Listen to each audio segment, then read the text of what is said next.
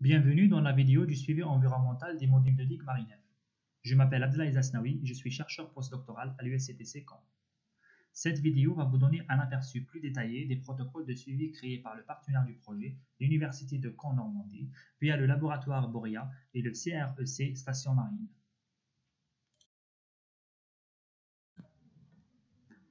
Les modules de digue Marinef ont été conçus pour favoriser la colonisation des organismes benthiques par rapport aux autres modules déjà existants dans l'industrie maritime. Ils ont été modifiés tout en conservant les caractéristiques mécaniques et leurs fonctions premières.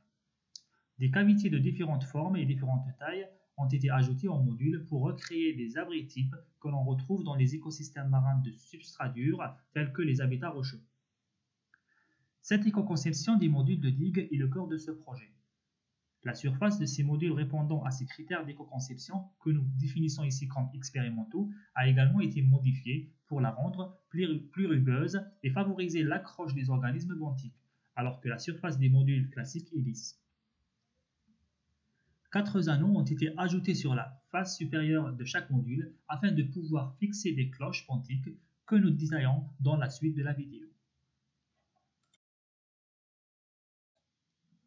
Afin de pouvoir répondre aux différentes questions scientifiques du projet, notamment sur la différence de colonisation entre les modules classiques et les modules expérimentaux, les deux types de modules ont été émergés. Les deux types de modules sont présents sur chaque site au nombre de 6 par type de module afin de pouvoir réaliser les suivis environnementaux par triplicats. Ainsi, sur la zone de Cherbourg, 12 modules ont été émergés en zone subtidale et 12 en zone intertidale. 12 modules ont été immergés en zone subtidale en baie de Seine sur le site de Bernières-sur-Mer. Nous disposons donc d'un total de 36 modules de digue pour le suivi environnemental, c'est-à-dire 18 classiques et 18 expérimentaux. Les deux sites sélectionnés pour ces expérimentations présentent des caractéristiques environnementales différentes. Le premier site, en baie de Seine, est situé au large de Bernières-sur-Mer. C'est un environnement exposé à un fort hydrodynamisme avec un fond composé d'un platier rocheux parsemé des eaux sableuses. Le deuxième site est situé à l'intérieur de la Grande Rade de Cherbourg, du côté de la digue de l'Est. C'est une zone abritée de l'hydrodynamisme sur un fond sableux. Les deux sites se trouvent sur des profondeurs d'une dizaine de mètres à marée haute et sur 4 à 5 mètres à marée basse.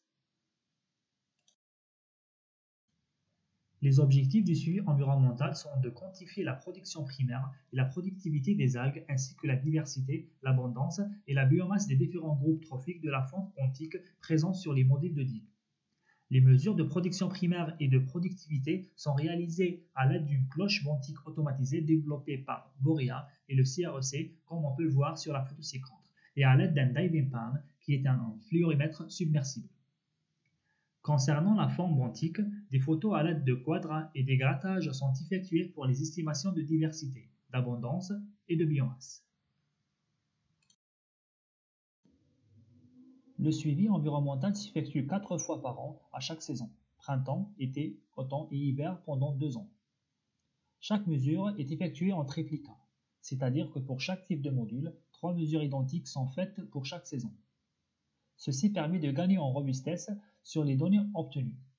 Ainsi, pour des mesures en triplicats, 4 fois par an sur 2 ans, 24 surfaces de mesures différentes sont nécessaires pour accomplir le suivi environnemental sans mesurer 2 fois au même endroit. Ceci nous permet donc de pouvoir suivre chaque étape de la colonisation des modules par les organismes benthiques. Un roulement est ainsi opéré entre les zones de mesure.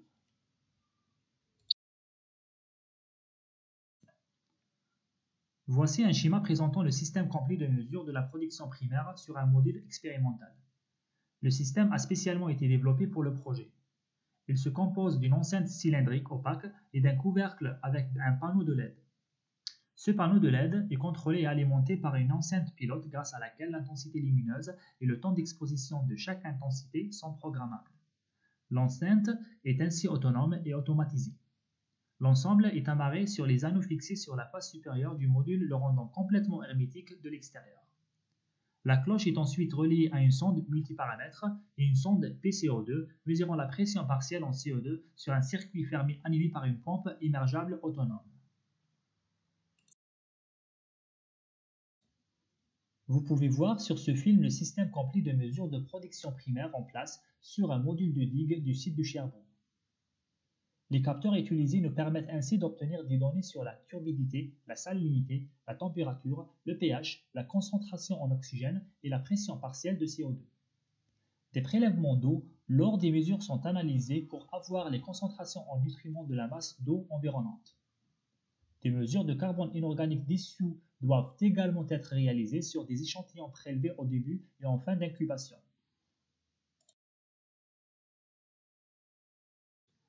À l'issue de ces mesures d'oxygène, des calculs nous permettent d'estimer la production primaire par unité de surface et la productivité primaire des macroalgues. Voici un exemple des résultats que l'on peut obtenir.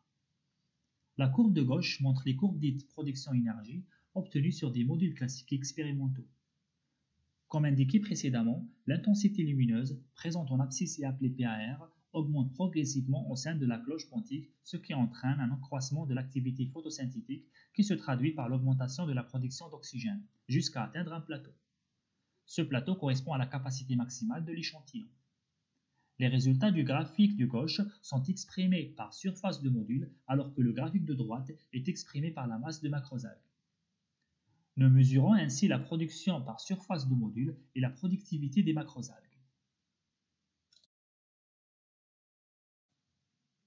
Vous pouvez voir sur ce film comment sont réalisés les grattages une fois la mesure de production primaire terminée. Les organismes grattés sont aspirés à l'aide d'un aspirateur sous-marin surmonté d'un filet de maille de 500 microns.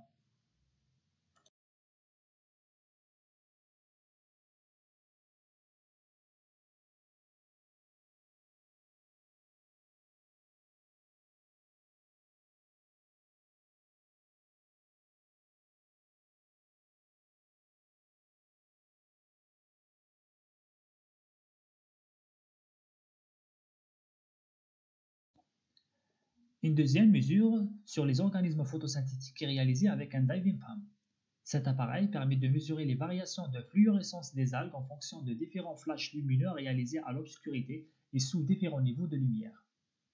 Cette mesure nous permet d'estimer un état physiologique des algues et d'avoir des estimations de l'activité et de la capacité photosynthétique maximale des espèces mesurées. Les mesures s'effectuent sur les thalles de macroalgues choisies aléatoirement sur les modules de digue et sur les microalgues présents à la surface des modules. Voici des résultats que l'on peut obtenir à l'issue des mesures faites par le diving palm. Nous pouvons notamment avoir des valeurs de la capacité photosynthétique à gauche et des indicateurs de l'état physiologique des macroalgues à droite. Nous ne rentrerons pas ici plus en avant dans la description de cette méthode. Le compartiment du microphytobenthos est également échantillonné à partir de grattages sur de surfaces de 25 cm², c'est-à-dire un carré de 5 cm de côté. Le grattage est récupéré à l'aide d'une seringue d'1,5 litre, agissant comme l'aspirateur sous-marin vu lors du film de la diapositive 10. Ces échantillons de microphytobenthos sont ensuite analysés au LabStaff. Le LabStaff mesure comme le diving palm les variations de fluorescence et permet d'obtenir plusieurs paramètres photosynthétiques et des mesures de production primaire. La technologie et le principe de mesure de LabStaff sont cependant différents du PAM et permettent d'obtenir beaucoup plus de paramètres photosynthétiques à différentes longueurs d'onde. Les mesures sont réalisées sur des échantillons de microphytobenthos remus en suspension. Le graphique de gauche présente une capacité de production de ce compartiment. Celui de droite, son état physiologique.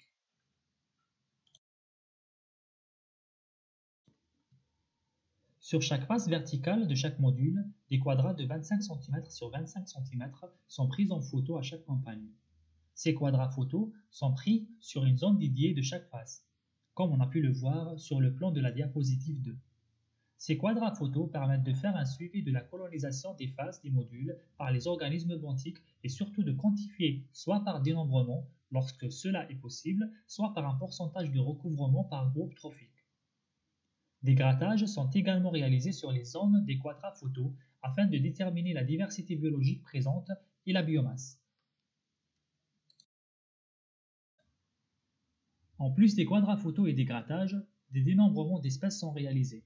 Pour chaque face, les organismes benthiques sont comptés et identifiés visuellement au rang taxonomique le plus précis possible. En complément de dénombrement macrobontique, un comptage des poissons présents sur la zone est effectué. Ce comptage de poissons se fait par plusieurs plongeurs afin de pouvoir croiser les données sur la même période de comptage. Merci d'avoir regardé cette vidéo. D'autres vidéos de la série Module de digue sont répertoriées à l'écran et vous permettent de suivre les autres étapes du projet. N'oubliez pas de visiter également nos médias sociaux et le site web du projet Marinef pour plus de ressources.